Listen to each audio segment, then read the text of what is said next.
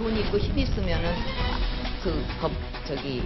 자기가 책임을 안 져도 되고 이런 게 만연돼 있는 상황에서는 이 사명권은 정말로 남용해서는 안 된다. 개인적인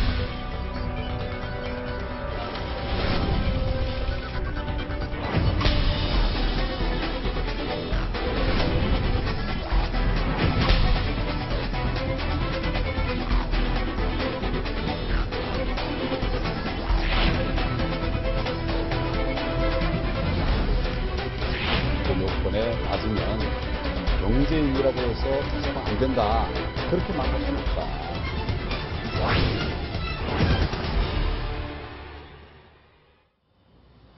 자, 지금 핫 이슈로 떠올랐습니다. 바로 기업인들의 사면 또 가석방 문제인데요.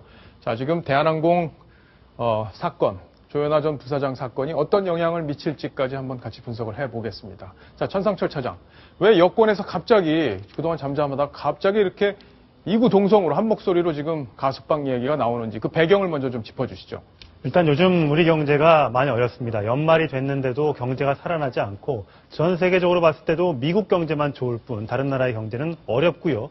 우리나라도 이대로 가다가는 잃어버린 10년, 일본의 경제 파탄을 닮아갈 수 있다는 우려가 여기저기서 나오고 있습니다. 그렇기 때문에 재벌 총수가 나서서 투자도 좀 하고 고용도 좀 늘려주고 이러기 위해서는 감옥에 가 있는 재벌 총수를 좀 풀어줘야 되는 것 아니냐 이런 군부를 여권 내에서 이제 막 짚히고 있는 그런 상황입니다. 예, 결국엔 뭐 경제 살리기를 위해서 이런 배경이 있다 이렇게 봐야 되는 거군요. 자, 지금 시청자 질문이 또 막 하나 들어왔습니다. 이번엔 천상철 차장께 왔네요.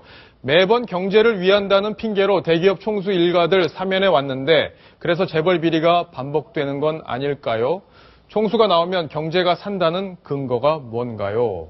물으셨는데 자, 이 부분에 좀 집중해서 대답을 해주시면 좋을 것 같습니다. 총수가 나오면 왜 경제가 산다는 건지 논리적인 이유가 뭔가요? 총수가 감옥에 있게 되면 여러 가지 큰 투자 사업에 대해서 결정을 하지 못합니다.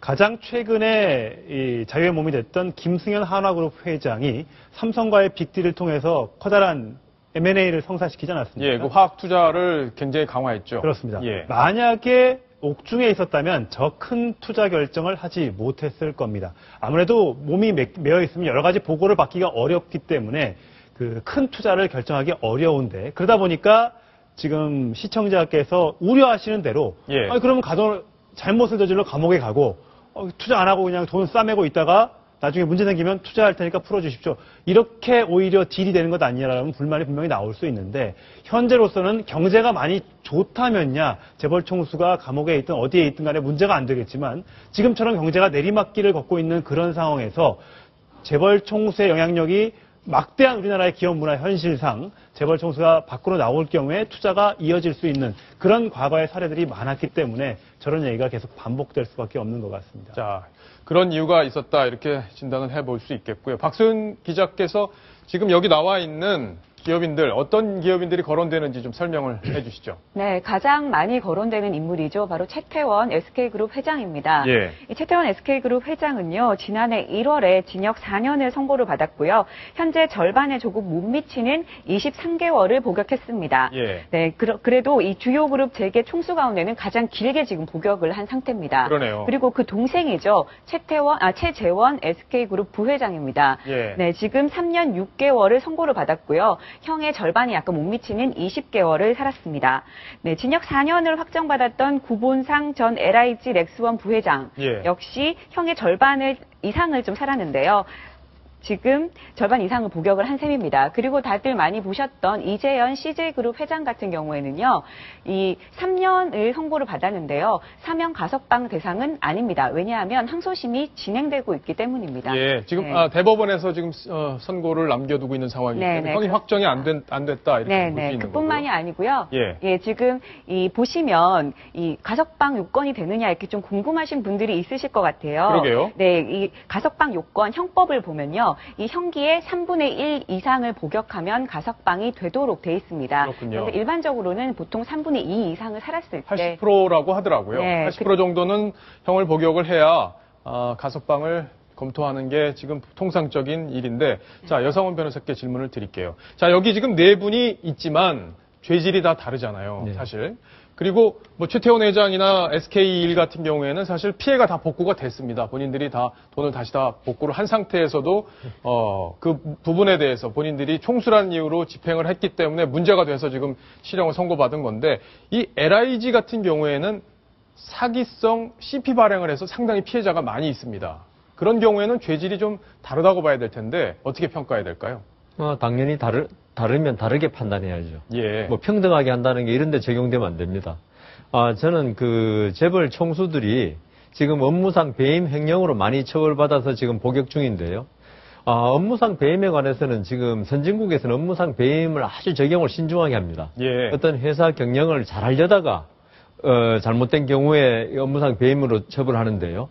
왜냐하면 재벌 같은 경우에 A, B, C, D, E 회사가 있으면 전부 다 별개의 법인이기 때문에 어느 회사를 살리려다가 다른 회사의 돈을 빼내면 횡령 또는 배임이 되거든요. 예. 이런 식으로 재벌이 자기 기업을 잘 되게 하려다가 처벌받은 경우, 예. 이런 경우는 조금 이 가석방에서 고려해야 되고, 자기 개인적인 어떤 이익, 예. 진짜 범죄 행위를 했다면 가석방, 아무리 경제가 급하다 해도 가석방으로 풀어주면 안 되겠죠. 그러게요. 더군다나 피해자가 있는 경우에는 더더욱 그러리라고. 가석방에서 그 피해자 합의는 반드시 봅니다. 예. 자, 시청자 질문이 또 하나 막 들어왔습니다.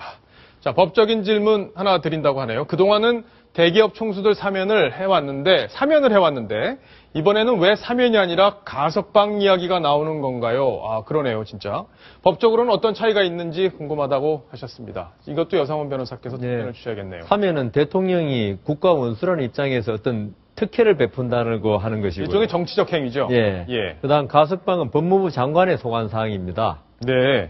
근데 이 사면인 경우에는 이 네 가지 너무 좀 이렇게 좀 특정인에게 예. 어떤 유리하게 행사되는 경우가 많아서 박근혜 대통령도 후보 시절에 사면권을 갖다가 자제하겠다고 말씀하셨었죠. 예. 그래서 지금 전 세계적으로 사면권이라는 건 저게 사법부의 어떤 권한을 대통령이나 이름만으로 완전히 제약하는 거거든요. 마치 군대에서 그 군 법무관이 형을 실컷 선고해놓고 나면은 사단장이 형 면제 그러면 그날로 석방되는 거예요. 예. 그거 비슷한 느낌이 들어서 이 사면을 좀 자제해야 한다. 예. 그런 면 때문에 아마 가석방으로 이번에는 이야기를 많이 하는 것 같습니다. 자, 중요한 게 아마 국민 여론일 것 같습니다. 아까 천상철 차장도 설명을 했지만 우리 경제가 아주 안 좋기 때문에 저런 사면 그리고 또 가석방 필요하다 이렇게 판단이 되는 측면도 있겠지만 우리 국민들 여론이 어떨지 궁금한데요. 박성훈 논설위원, 네. 지금 대한항공 사건이 네. 이번 가석방에 영향을 어떻게 줄까요? 아무래도 대한항공 사건은 아주 부정적인 영향을 주겠죠. 그런데 지금 여론조사를 해보면, 예. 아까 제가 낮에 어느 자그마한 여론조사 기관에서 실시한 거지만, 이 사면 내지 가석방 기업인들에 대한 이것에 대해서 어떻게 보느냐를 보니까, 예. 한 2배로 부정적인 여론이 높아요. 예. 저는 개인적으로는 기업인에 대해서 기업인이기 때문에 특혜를 주는 것도 안 되지만 기업인이기 때문에 풀려날 수 있는 요건이 되는데도 역차별을 해서는 안 된다고 생각을 합니다. 자, 박성훈 논설위원의 의견까지 정리를 해봤습니다.